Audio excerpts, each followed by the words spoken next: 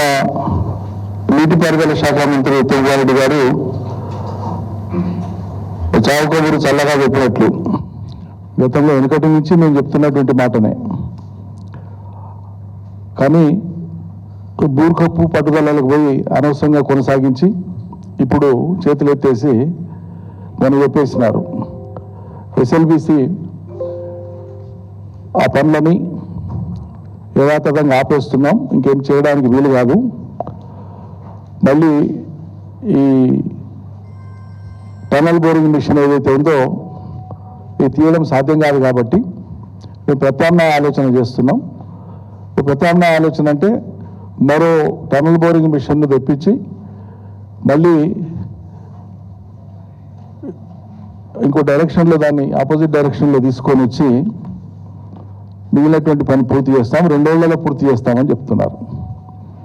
ఇక్కడ 2-3 ముఖ్యమైనటువంటి విషయాలు ఏంటంటే, ఆయన చెప్పినట్లు టనల్ బోరింగ్ మిషన్ కొత్తగా మళ్ళీ తీసుకొని వచ్చి మళ్ళీ పనులు మొదలు పెడితే కూడా 2 ఏళ్లలో చేయడం అనేటువంటిది అసాధ్యమైనటువంటి విషయం.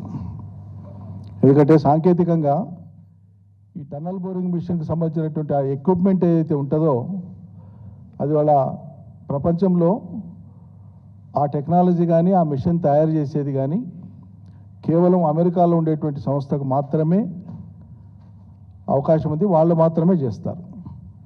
అది కూడా ఒకసారి అవి రెడీగా ఉండవు, అవి రెడీగా అందుబాటులో ఉండవు. ఆర్డర్ ప్లేస్ చేసిన మీదటనే వాళ్ళు మనం కోడ్ చేసినటువంటి డయామీటర్కు సరిపోయినటువంటి పద్ధతిలో వాళ్ళు ఆ ఎక్విప్మెంట్ని ఆ మిషన్ని వాళ్ళు డిజైన్ చేసి తయారు చేస్తారు. దానికి పట్టేటువంటి సమయం 3 ఏళ్ళు. అటువంటి టనల్ బోరింగ్ మిషన్ కొత్తగా మన రిక్వైర్మెంట్ ప్రకారంగా కావాలి అని ఆర్డర్ ప్లేస్ చేస్తే కూడా ఆర్డర్ ప్లేస్ చేసి వాళ్ళకి పేమెంట్ షెడ్యూల్ ప్రారంభమైనప్పటి నుంచి డెలివరీ చేయడానికే 3 ఏళ్ళు పడుతుంది. ఆ 3 ఏళ్ల తర్వాత ఆ మిషన్ను తీసుకొని వచ్చి నిజంగానే పని మొదలు పెడితే అప్పుడు ఆ పని ప్రారంభించినాక పూర్తి కావడానికి ఏ రకమైన ఇబ్బందులు అంటూ లేకుండా జరిగితే ఒకవేళ అప్పుడు మళ్ళీ 2 ఏళ్ళు పడుతుంది కనీసం, తక్కువలో తక్కువ. ఈ యథార్థాలను సాంకేతిక పరమైన అంశాలు ఇట్లా ఉండగా కూడా మళ్ళీ అదే పాత పద్ధతులలో 2 ఏళ్లలో మళ్ళీ పూర్తి చేస్తామని చెప్పి ప్రజలని తప్పుదో పట్టించడం అనేది పద్ధతి కాదు ఇది. ఎందుకంటే 2014 వరకు సమైక్య రాష్ట్రంగా ఉన్నంత వరకు ఈ ఎస్ఎల్బిసి పథకం ప్రారంభమైనాక ఈ టనల్తో శ్రీశైలం నుంచి సొరంగ మార్గం ద్వారా నల్గొండ జిల్లాకి ఆ కృష్ణా జలాలను తీసుకుపోయి దాదాపు 3 లక్షల ఎకరాలకు నీళ్లు ఇచ్చేటువంటి ఈ టనల్ ద్వారా సొరంగ మార్గం ద్వారా నీళ్లు తీసుకుపోయేటువంటి ఈ పనికి శ్రీకారం చుట్టింది సమైక్య రాష్ట్ర ప్రభుత్వంలో. ఆ రోజే సమైక్య రాష్ట్రంలోనే ఆ రోజే మనం చెప్పినాం, తెలంగాణకు నీళ్ళు ఇచ్చే పద్ధతి ఇది కాదు, ఇది విధానం కాదు, ఈ విధానంలో పోతే ఇది ముందలు పడేది కాదు, ఇది ఫలితం రాదు, ప్రజలకు నిధులు ఖర్చు అయితే తప్ప మొదలుపెట్టినాం మిమ్మల్ని సంతృప్తి పరచడానికి, తెలంగాణ ప్రజలకు మేము గొప్ప పని చేస్తున్నాం చూపించడానికి మనకు వస్తుంది తప్ప ఇది ఫలితం ఇచ్చేది కాదు అని ఉద్యమ సమయంలో కూడా అనేక సార్లు చెప్పినాం. కేసీఆర్ గారు చాలాసార్లు చెప్పారు. ఎందుకంటే దానికి ఉండేటువంటి పరిస్థితులను ప్రత్యేకంగా దృష్టిలో పెట్టుకొని, 1 టైగర్ ప్రాజెక్ట్, అది 2 రిజర్వ్డ్ ఫారెస్టు, ఎన్విరాన్మెంటల్ క్లియరెన్సెస్ కావాలా, టైగర్ ప్రాజెక్టుకు సంబంధించినటువంటి క్లియరెన్సెస్ ఇవి చాలా ఉంటాయి. కాబట్టి అక్కడ ఈ ప్రాజెక్టు చేపట్టాలంటే అనేక రకాల సాంకేతిక అంశాలు ఉంటాయి. ప్రభుత్వానికే కనుక చిత్తశుద్ధి ఉంటే, నీళ్ళు ఇవ్వాలనే సంకల్పమే ఉంటే ఈ టనల్ బోరింగ్ మిషన్ ఈ పద్ధతిలో కాకుండా ఆడిట్ సిస్టమ్ పెట్టి, ఎట్లయితే వాళ్ళ పాలమూరు రంగారెడ్డిలో కానీ కాళేశ్వరంలో కానీ టనల్స్ ఏ విధానంలో అయితే తోడిందో తెలంగాణ సర్కారు ఆ పద్ధతులు చేయాలని ఆనాడే చెప్పినాం మనం. దాంతో రిపేర్స్ మెయింటెనెన్స్ కానీ ఆక్సిజన్ కానీ ఏదైనా ప్రమాదాలు జరిగినప్పుడు వెంటనే నివారణ చర్యలు తీసుకోవడానికి కానీ ప్రాజెక్టు ఆగకుండా ముందుకు పోవడానికి కానీ ఆస్కారం ఉంటుందని వెనకటికే చెప్పినాం, చాలాసార్లు చెప్పినాం. కానీ ఆ రోజు వాళ్ళు సరే ఈ ప్రాజెక్టు మొదలుపెట్టినారు.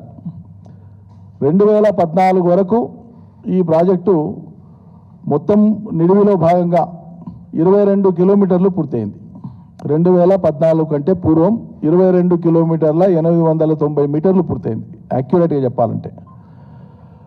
ఆ తర్వాత తెలంగాణ రాష్ట్రం వచ్చినాక వీళ్ళు పదే మాట్లాడారు, చాలాసార్లు మాట్లాడారు. కేసీఆర్ సర్కార్ వచ్చినాక టనల్ పని మొదలుపెట్టే, టనలే చేయలే, పనే చేయలే అని చెప్పి జూటా మాటలు మాట్లాడారు. వాస్తవంగా కేసీఆర్ సర్కార్ వచ్చినాక కూడా ఒకవైపు చెప్తూనే ఈ టనల్ అనేటువంటిది ఒక గుదిబండ లాంటిది తెలంగాణకు, కానీ ఇది ముందు తీయలేము వెనక్కి పోలేము, ఆ పరిస్థితుల్లో నెట్టేసింది ఈ సర్కారు, ఇట్లా మనల్ని ఫిక్స్ చేసేసింది అని చెప్పి చాలాసార్లు చెప్పినారు.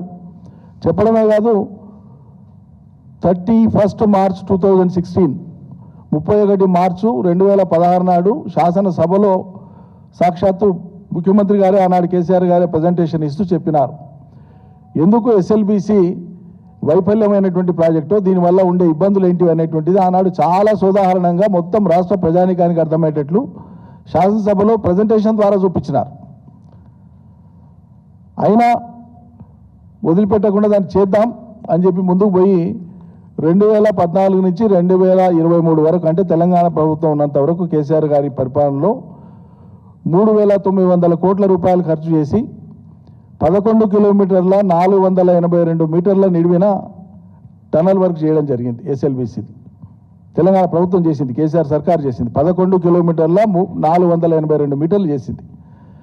ఇక మిగిలినటువంటిది పూర్తి చేయాలంటే సుమారు 9 కిలోమీటర్స్ పైన ఉంటుంది, 9-10 కిలోమీటర్స్ మధ్యలో ఉంటుంది.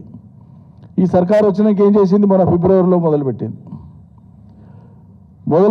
మొదలుపెట్టే కంటే ముందు ఏం చర్యలు చేపట్టాలా, ఇంత గ్యాప్ తర్వాత పని ప్రారంభమవుతున్నప్పుడు, ఎంతో కొంత గ్యాప్ తర్వాత పని ప్రారంభమవుతున్నప్పుడు, అదేవిధంగా ఆ టనల్ పోయేటువంటి ఆ నిడివిలో ఆ లెంతులో పైన ఉండేటువంటి కొండలు గుట్టల మధ్యలో ఒక కొండ కలిసినప్పుడు ఉండేటువంటి ఆ మధ్య జాగాలు ఏదైతే ఉంటుందో అక్కడ లూజ్ సాయిల్ ఉంటుంది. అందరు జియాలజిస్టులు చెప్పేదే, జియో సైంటిస్టులు చెప్పేదే, అందరు చెప్పేటువంటిది అది. దానికోసం ముందస్తు జాగ్రత్తలు తీసుకోవాల్సి ఉంటుంది. అక్కడ తీసేటప్పుడు రక్షణ చర్యలు తీసుకొని సాంకేతిక సమీక్ష చేసి ప్రభుత్వము ఎక్స్పర్ట్స్ అందరితోన, నిపుణులందరితోనూ కూడా మాట్లాడి అవసరమైన శాస్త్రీయమైనటువంటి రిపోర్టులు కూడా తెప్పించుకొని ముందస్తు జాగ్రత్తలన్నీ తీసుకొని పని ప్రారంభించాలి. అవేమి చేయకుండా లటకనంటే పని మొదలు పెట్టేసినారు. 4 రోజుల తర్వాత అది కుప్పకూలింది. కుప్పకూలంగానే వాళ్ళు చెప్పినటువంటి మాట ఏంది, ఈ 60 రోజుల్లో మొత్తం అయిపోతే మళ్ళీ పునఃప్రారంభిస్తాం పనులు అని చెప్పినారు. సరే, మరి ఇక్కడ 2 విషయాలు, 2 దశాబ్దాలుగా, సుమారు 2 దశాబ్దాలు, 2005 తర్వాత ప్రారంభమైంది కాబట్టి 2 దశాబ్దాలుగా సాగినటువంటి ఈ ప్రాజెక్టు తవ్వకంలో, సొరంగ మార్గంలో టనల్ బోరింగ్ మిషన్ నడిపి పనిచేసేటువంటి క్రమంలో 34 కిలోమీటర్ల 372 మీటర్ల పని అయింది. ఇప్పటికీ 34 కిలోమీటర్ల 372 మీటర్ల పని అయింది. మిగిలింది కేవలం <10 కిలోమీటర్స్. అప్పుడు మరి 34 కిలోమీటర్ల నిడివిలో పని జరిగినటువంటి ఈ 20 ఏళ్ల కాలంలో ప్రమాదం జరగలే. ప్రమాదం ఎప్పుడైనా జరగవచ్చు, అది వేరు, కానీ ప్రమాదం జరగలే. మరి ప్రమాదం కేవలం మీరు పనులు మొదలుపెట్టిన 4 రోజులకే జరిగింది. అంటే ఇంతకుముందు నేను చెప్పినట్లు ఈ రక్షణకు సంబంధించినటువంటి సాంకేతిక పరమైనటువంటి అంశాలకు సంబంధించినటువంటి సమీక్ష ఏది చేయకుండానే మీరు హడావిడిగా పనులు మొదలుపెట్టిన కారణంగానే ఇది అయిందని చెప్పి లోకమంతా కోడేకి వస్తుంది. అంతేందుకు, ఏ ఆర్గనైజేషన్ అయితే అక్కడ పనిచేస్తుందో, ఏ ఏజెన్సీ అయితే అక్కడ పనిచేస్తుందో వాళ్ళు రిపోర్ట్ ఇచ్చినారు.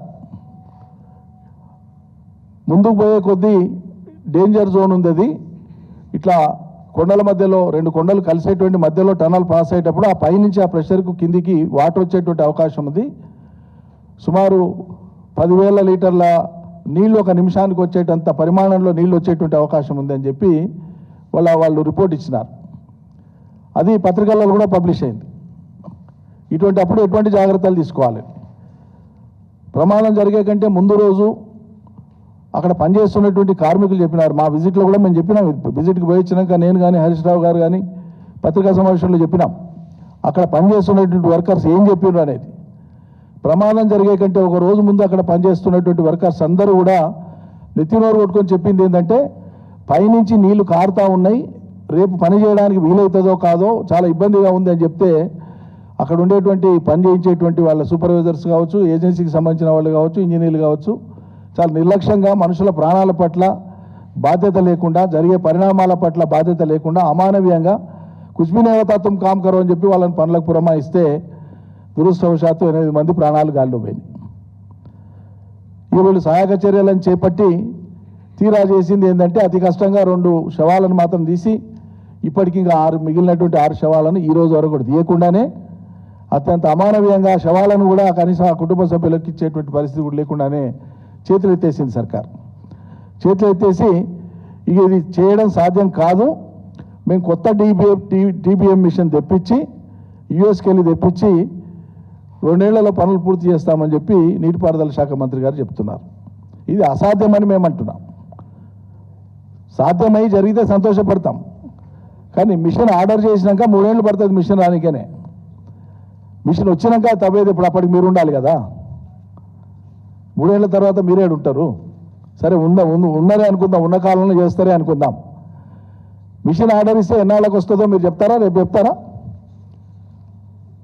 ఆ మిషన్ కంపెనీతో మాట్లాడి ఫలానా డేట్ కల్లా ఇండియాలో మిషన్ వచ్చి దిగుతుంది, డిప్లాయ్ అవుతుంది, మేము వర్క్ మొదలు పెడతామని గ్యారంటీ ఇస్తారా ప్రజలకు?